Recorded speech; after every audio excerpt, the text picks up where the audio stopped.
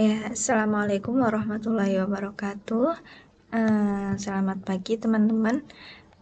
Saya perkenalan dulu ya. Nama saya Salimatul Afidah. Saya dari Prodi BK Unuga Cilacap.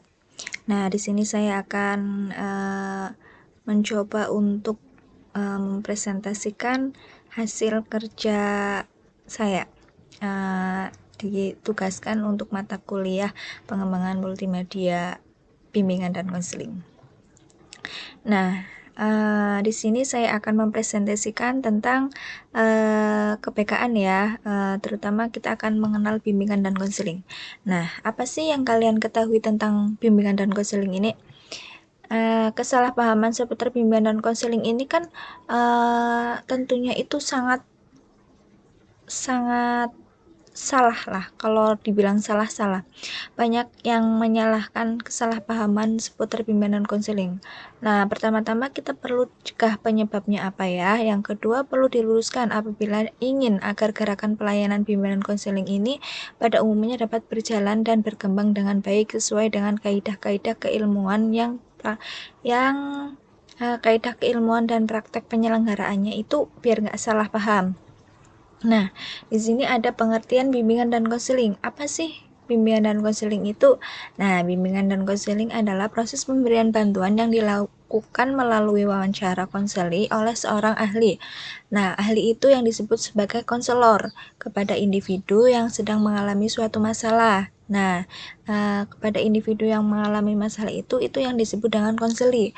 Nah, yang bermuara pada teratasinya masalah yang dihadapi konseli serta dapat memanfaatkan berbagai potensi yang dimiliki dan sarana yang ada, sehingga individu atau suatu kelompok itu dapat memahami dirinya sendiri untuk mencapai perkembangan yang optimal, mandiri, serta dapat merencanakan masa depan yang lebih baik untuk mencapai kesejahteraan hidupnya.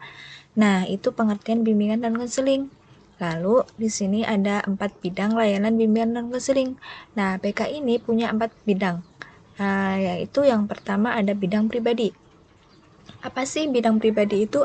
Nah, bidang pribadi ini adalah layanan yang diberikan kepada siswa untuk menemukan dan mengembangkan diri pribadinya sehingga menjadi pribadi yang mantap dan mandiri serta mampu mengoptimalkan potensi yang dimiliki. Lalu yang kedua ada bidang sosial.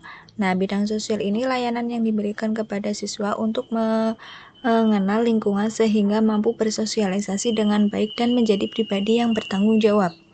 Lalu yang ketiga ada bidang belajar.